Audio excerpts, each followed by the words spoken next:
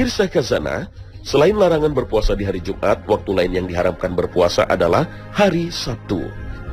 Hal ini berdasarkan sabda Nabi SAW. Janganlah kalian berpuasa hari Sabtu, kecuali untuk puasa yang Allah wajibkan.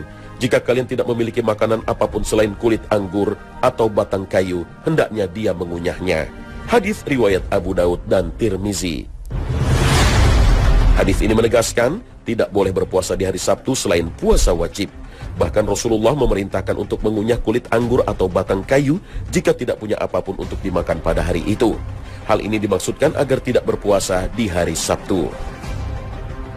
Berdasarkan hadis ini, jumhur atau mayoritas ulama menjelaskan, mengkhususkan berpuasa di hari Sabtu hukumnya makruh, kecuali ada sebab yang mengharuskan berpuasa pada hari itu, seperti sedang mengqadha atau mengganti puasa Ramadan, berpuasa sunnah Asyura, puasa Daud, dan sebagainya. Akan tetapi status hadis larangan puasa Sabtu ini masih diperselisihkan para ulama.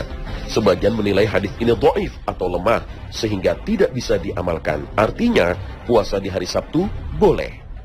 Sebagian ulama lainnya menilai hadis larangan berpuasa di hari Sabtu statusnya jayyid, artinya bisa sahih, bisa hasan.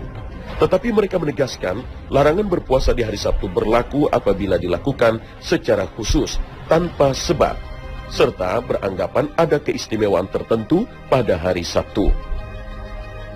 Jika puasa hari Sabtu itu diiringi dengan berpuasa sehari sebelum atau sesudahnya, maka boleh. Berdasarkan hadis dari Abu Hurairah, bahwa Nabi melarang berpuasa di hari Jumat, kecuali disertai puasa sehari sebelum atau setelahnya. Dan hari setelah Jumat adalah Sabtu. Dalam hadis lain juga disebutkan, Nabi berpuasa pada hari Sabtu dan Ahad, seperti yang dituturkan Ummu Salamah. Nabi SAW banyak berpuasa pada hari Sabtu dan Ahad. Beliau berkata, kedua hari tersebut adalah hari raya orang musyrik, sehingga aku pun senang menyelisihi mereka. Hadis riwayat Ibnu Huzaimah dalam sahihnya. Dalam hadis ini, Nabi berpuasa di hari Sabtu dan Ahad dalam rangka menyelisihi kaum musyrik. Kedua hari itu adalah hari raya mereka, dan hari raya identik dengan perayaan dan makan-makan. Oleh karenanya Nabi berpuasa agar berbeda dengan mereka. Tapi apabila seseorang berpuasa karena menganggap hari Sabtu adalah hari yang agung dan istimewa dan mengkhususkan untuk berpuasa pada hari itu, maka inilah yang dihukumi makruh. Selain hari Jumat dan Sabtu, ada waktu-waktu lain yang dilarang berpuasa.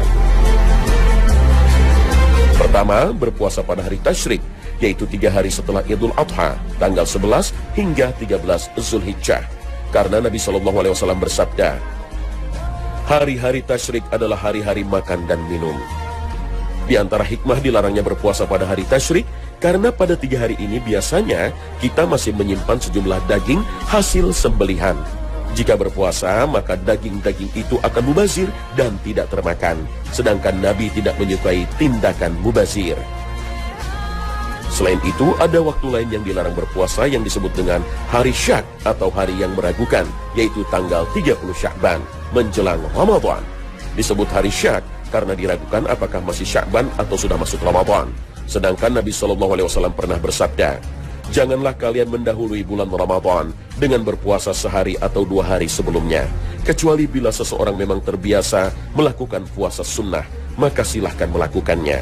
Hadis riwayat Bukhari dan Muslim. Sahabat Ammar bin Yasir juga pernah berkata, siapa yang berpuasa pada hari Syak, maka dia telah bermaksiat kepada Abul Qasim, Nabi Muhammad SAW. Hadis riwayat Tirmizi. Ibnu Hajar dalam kitab Fathul Bari mengatakan, hadis ini dijadikan dalil haramnya puasa pada hari Syak, karena sahabat Ammar tidak mungkin berkata demikian dari pendapat pribadinya, sehingga hadis ini dihukumi sebagaimana hadis marfu atau seperti sabda Nabi SAW. Inilah pendapat yang dipegang mayoritas ulama dalam mazhab Syafi'i.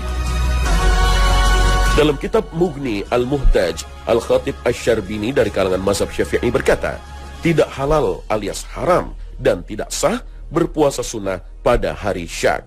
Wallahu a'lam.